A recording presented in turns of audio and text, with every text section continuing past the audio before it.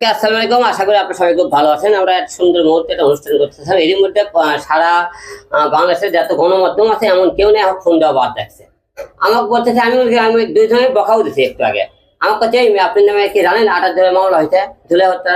আমি বলি জুলাই আন্দোলনের মামলা হয়েছে মানে কি আবদ্ধ করেন ফাজলামি করেন। আমি ধারিয়ে দিলাম দুদিন, দেখি না একটু পর পর দেখি না বাস্তবিক দেখেন। আপনারা না দেখলে বুঝতে পারবেন না। আমি সহকারে মোট 28 জনের নামে মামলা হয়েছে।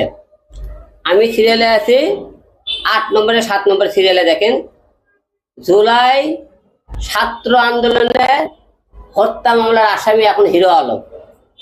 আপনি দেখেন, ভালো করে দেখেন। এখন প্রশ্ন হলো, দেখি আমি হত্যা করলে হত্যার আমি ফাঁসি দড়ি হাসি মুখে আমি মেনে নেব জনগণের সামনে। এই দেশের জনগণের দল ভালো করবে, তারপরে ফাঁসি হয়।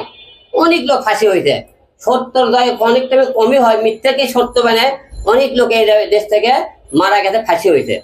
এখন তারা বলছে আমি নাকি জুলাই ছাত্র আন্দোলনের হত্যার মামলা আসামি 28 জন, আমি সহ 28 জনের সারা বাংলাদেশে নিউজ হইতেছে। দেখেন, এখন কথা হলো কি, আপনার কিছু ফুটেজ দেখেন।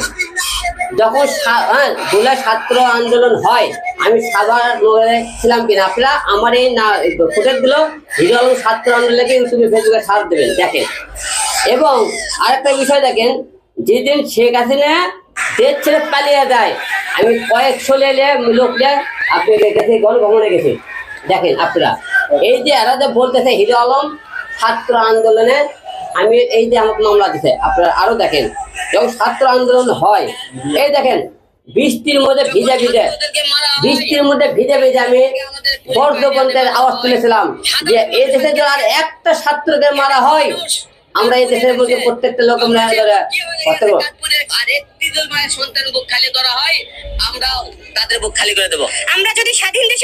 আমি বলেছিলাম যে আর একটি জুলমনি করেন মায়ের কোল খালি করা হয়, যে আমরা কিন্তু বসে থাকবো না। এখন ঘটনা হলো কি, এই দেশের এই যে জুলাই ছাত্র আন্দোলন ছাত্র হত্যা, এই যে একটা ইস্যু, এই ইস্যু নিয়ে এক শ্রেণীর লোক বিজনেস করতেছে, এক শ্রেণীর লোক তাদের প্রতিহিংসার শিকার প্রত্যেকটা লোক টার্গেট করে তারা মনে করেন মামলা দিতেছে।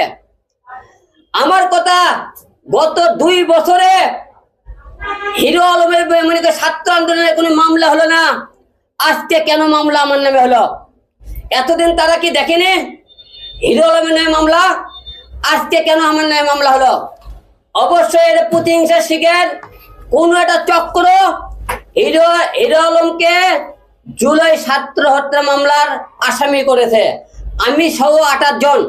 আমার একটা প্রশ্ন, এই দেশের বাংলাদেশের মানুষ, আপনারা যারা টিভি মিডিয়া এবং যারা ফেসবুক ইউটিউব দেখেছেন, নিউজ দেখেছেন, আপনারা প্রত্যেকটা বার দেখেছেন আমি হিরো আলম সত্যর পথে কথা বলার জন্য কয়বার মার খেয়েছি। আপনারা দেখেন না? এই দেশের যখন আজকে যারা আজকে জুলাই হত্যার মামলা দিতেছে, এই এরা একটাও ছিল না রাজপথে। যখন আওয়ামী লীগ সরকার ছিল এই দেশে রাজত্ব করছে, সকলে এদেরকে আমরা খুঁজে পাইনি। কিন্তু আজকে যখন আওয়ামী লীগ সরকার আমলে এমন কোন এমপি মন্ত্রী নাই ফাইট করেনি, প্রধানমন্ত্রীর সাথে কিন্তু ফাইট করছে, তার বিনিময়ে কিন্তু মার খাইছে। আপনারা দেখছেন গুলশানে। আজকে আপনারা গোপন খবর শোনেন, আপনাকে এতদিন বলেন, আজকে একটা কথা না বলতে হয় না। যখন এদের সরকার আমার দিকে চোখ তুলছে, তখন এটা বলতেই হইতেছে। মনে করেন যখন সরকার এতদিন দেখছে, কারণ আপনার ঢাকা 17 যখন আমি আসলে নির্বাচন করি, এই নির্বাচনে আমাকে মনে করেন কি করছে, আন্দোলনের রহমান পাত্র সাহেব আমাকে কিন্তু ঢাকা 17 আসনে নির্বাচন দাঁড়িয়ে দিয়েছিল। কার নির্দেশে? জনাব তারেক রহমানের নির্দেশে আমাকে কিন্তু নির্বাচন দাঁড়ানো হয়েছিল। এই কথা আজকে আপনাদের বললাম। সেখানে কিন্তু আপনারা সবাই জানেন, সেই জায়গাতে আমাকে কিন্তু মারতে মারতে মেরে ফেলে দেওয়া হয়েছিল। তার জন্য মরবে চাইছিলাম, এই জনগণের জন্য। এখন প্রশ্ন হলো, এতদিন পরে হিরো আলমের নামে কেন ছাত্র হত্যা মামলা? কেন এতদিন পরে আমাকে মামলা দিল? কেন এতদিন পরে আমার বিরুদ্ধে এত প্রতিহিংসার শিকার কে হলো? কে শত্রু হলো আমার পিছনে? এতদিন পরে আমার বিরুদ্ধে কেন মামলা হলো? আমি এই দেশের জনগণের কাছে বলতে চাই, আমি এই দেশের আমরা একটা দেখান হিরো আলম কাউকে খুন করছে, কারো মাথায় বাড়ি দিছে, ছিনতাই করছে, ব্যবসা করে কি অন্য কোনো বিজনেস করছে, আপনাদের একটা কেউ বলতে পারবেন? আমি হিরো আলমকে দিয়ে এমন কোনো আমার নামে কোনো নিউজ নাই। কিন্তু তাহলে আমার নামে এতদিন পরে মামলা যখন, তাহলে অবশ্যই এটা প্রতিহিংসামূলক, শত্রুতামূলক এই মামলাগুলো একরকম করে দিতেছে। আপনারা দেখবেন বাঁচে বাঁচে এতদিন পরে লোক মামলা হইতেছে। এতদিন মামলা হলো না কেন? আজ কেন মামলা হলো? 2 বছর ধরে তারা দেখেনি হিরো আলমকে এতদিন তারা স্বার্থ তোমার ছিল কি ছিল না? এই দেশের জন্য হিরো আলম কিছুই করেনি। হিরো আলম আপনি মূল্যায়ন করেন না, তার বিরুদ্ধে কেন একটা বলে? হিরো আলম বলে পাগলা, হিরো আলমের এবারে মনে করেন অশিক্ষিত, হিরো আলমের কোনো দাম নাই, হিরো আলম এমপির যোগ্যতায়, মন্ত্রীর যোগ্যতা নাই, কথা বলার যোগ্যতা নাই। তাহলে এই ব্যক্তির নামে একটা পাগল ছাগলের বিরুদ্ধে কেন মামলা হলো?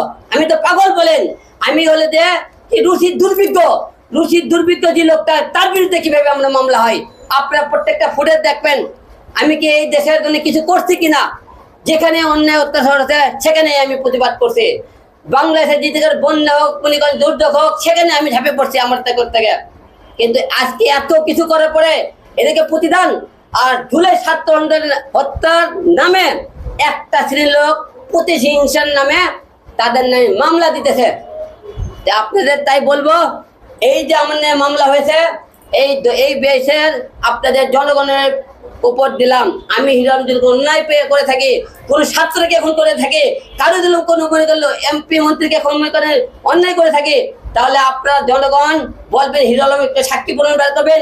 আমি জনগণের মুখে আমি ফাঁসির বলেছি, আপনি কোনো মামলা করতে হবে না, আমি ডাইরেক্ট আপনাকে আমি মামলা করতে, আপনি বলবেন কারে খুন করছি, কারে মারছি, কার ক্ষতি করছে। হিরো আলম নিজের যোগ্যতায় একটা ইউটিউব চ্যানেল, ফেসবুক, 2-1 সিনেমা বানাই। আমার যোগ্যতায় আমি ইনকাম করে আমি কাজ করি, কিন্তু কারো যোগ্যতায় কাজ করি না।